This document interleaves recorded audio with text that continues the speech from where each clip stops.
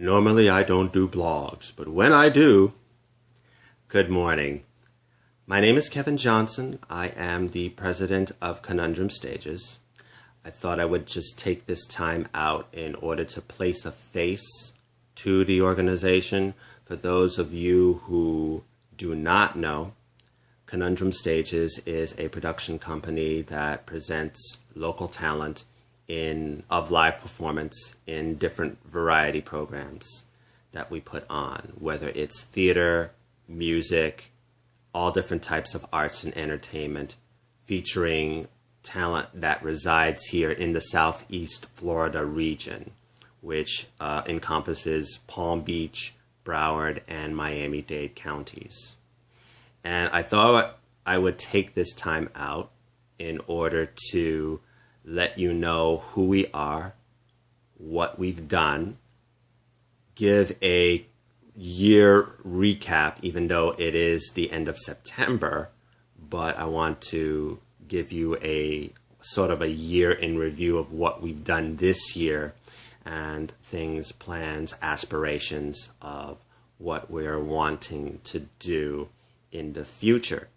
So, once again, just to give you a brief history of Conundrum Stages, it actually ties into what we're doing right now, or what we're finishing up right now. What we're doing is a play reading festival, and we call it the Ghostlight series, where we reach out to different stage actors and directors to put on play readings. And we do play readings of established works by established scribes. And actually, the Ghostlight series predates Conundrum Stages. We actually started the Ghostlight series back in November of 2004. We did it at ArtServe in Fort Lauderdale. The first reading that we did was The Children's Hour by Lillian Hellman. And we, for the 3.5 years after that first reading, we would take it to different libraries and different community centers doing different plays. We've done plays by Anton Chekhov, Henrik Ibsen. We've done Death of a Salesman. We've done a few contemporary plays in between those 3.5 years before we became Conundrum Stages. We incorporated in 2008. So in May of 2008, the first reading that we did under the Conundrum Stages banner was The Trip to Bountiful by Horton Foote. And we kept doing the Reader's Theater, but then we wanted to incorporate other means of programming. So we've done performance showcases, we've done comedy nights, we've done poetry nights, we've done music showcases in between that time. And we kind of tapered off the Reader's Theater component at that time. And then we brought it back and we reformatted it in 2012 as a festival where we'd take a month out of the year and do 3 or 4 weeks of readings at one specific location. So we did that in 2012. So we're back now doing this in 2014, and we're just wrapping it up. We did, 2 weeks ago, we did a reading called God of Vengeance by Donald Margulies. And it was about a father who was trying to reclaim his relationship with God and also try to insert himself back into high society, because the occupation that he has, he's a brothel owner. Figure that one out.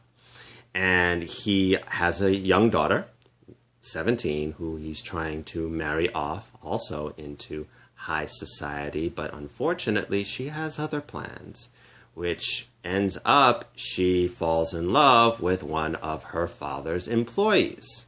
Once again, her father is a brothel owner. Okay, mull on that for a moment. The next play that we did is we did The Eccentricities of a Nightingale, written by Tennessee Williams. Always wanted to do a Williams work.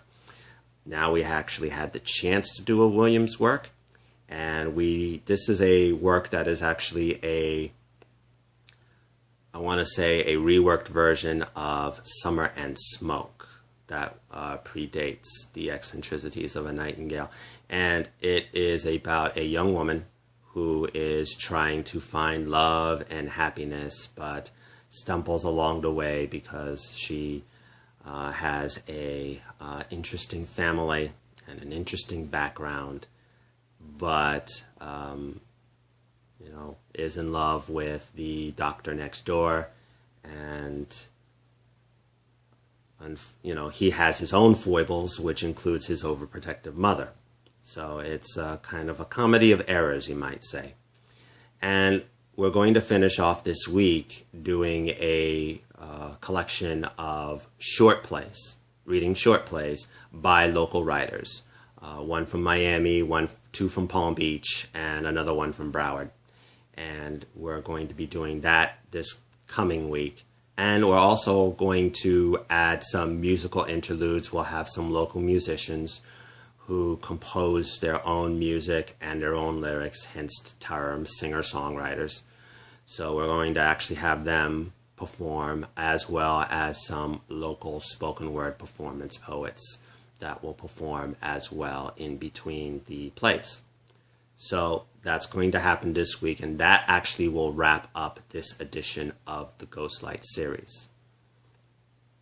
So just to give you an idea of what has happened or what has transpired for the past 9 months this year, we started out the year doing our going back and actually doing one of our musician showcases. We call it Conundrum Stages Live, and we feature local acts, solo acts, mostly solo acts, and once again the singer-songwriters who live here in South Florida. And we've been doing that for the past, I want to say, 2 years, where we have people who have, donated their time with us, and we take them to different venues, and they perform their own original material. And we did that in February, and then in May, we moved our annual poetry showcase. Just to give you an idea, we do an annual poetry showcase. We've been doing that for the past 5 years. And this was our 5th annual poetry and music compilation, I want to call it. We call it the Speak Out, an evening of poetry and song. We had, I want to say, about 10 poets and 3 music acts. 1 hip-hop, 1 acoustic, and then another one who played piano. And we did that in Sunrise in May. In July, in June, I want to say. In June, we celebrated our 6th anniversary by doing something that we've never done before. We actually went on tour. We went to different venues for the 4 weeks in June, starting from Palm Beach County and then working our way down south to Miami-Dade. And we called it an open mic tour, where we would recruit, once again, we don't do open mics in the traditional sense, where we announce where we're going to be, this is the time, this is the place, we put it out there, and then people come in and they sign up, and then we start the show 30 minutes later after sign up.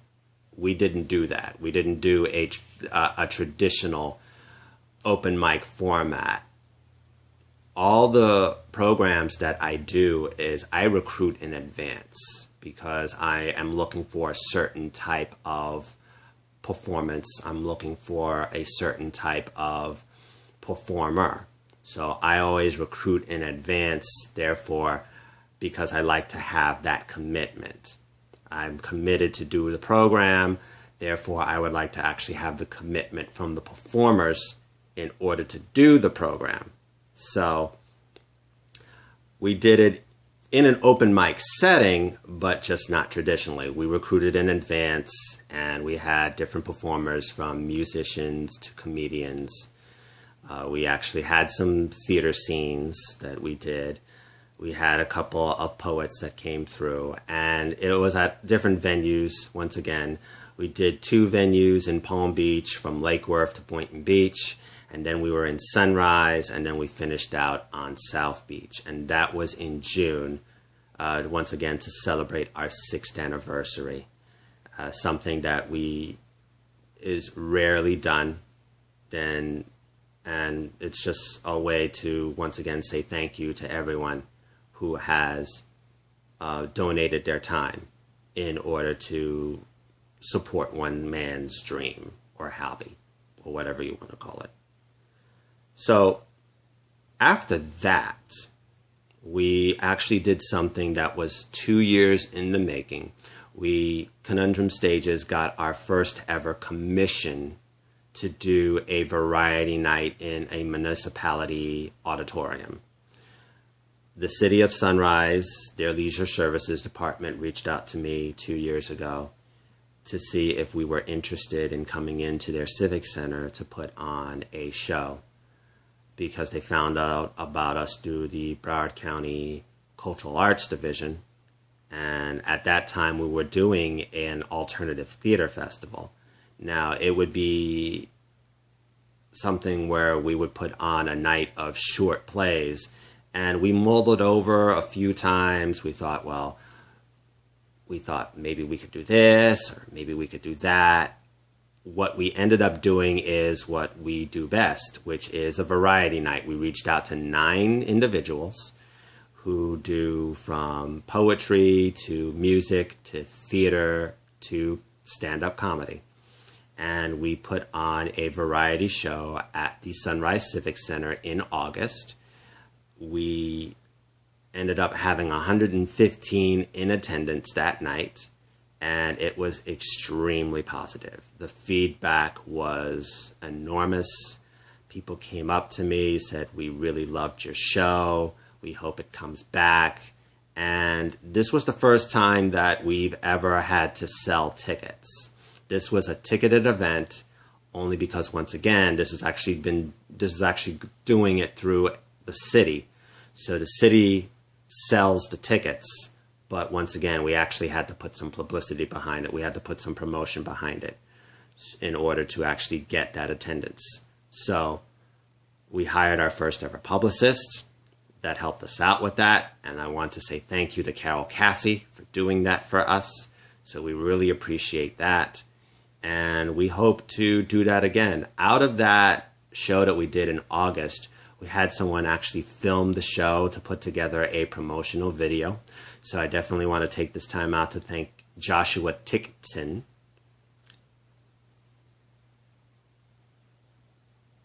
Hold on, it's not like I'm trying to cry. I just have to actually do that again. His name is Joshua Tickton. And Joshua and I actually go back about 3 years. Actually, I want to say 4 years. 4 years, because he was the owner of a place called Decca. And that is where we put on our first ever holiday show. So we actually go back 4 years. Him and his wife owned a fashion, music, and art gallery. And we did our first ever holiday program over there. And now he actually has his own video production company called Channeled Productions. And he was gracious enough, in order to shoot our show in August, to actually do a promotional video. And you can actually find that promotional video. We actually loaded it up on YouTube on our Conundrum Stages channel. So definitely go check that out. Once again, thank you, Joshua, for taking the time out in order to do that. So then that way, at least we have something that we can show to other different venues that would like to book us.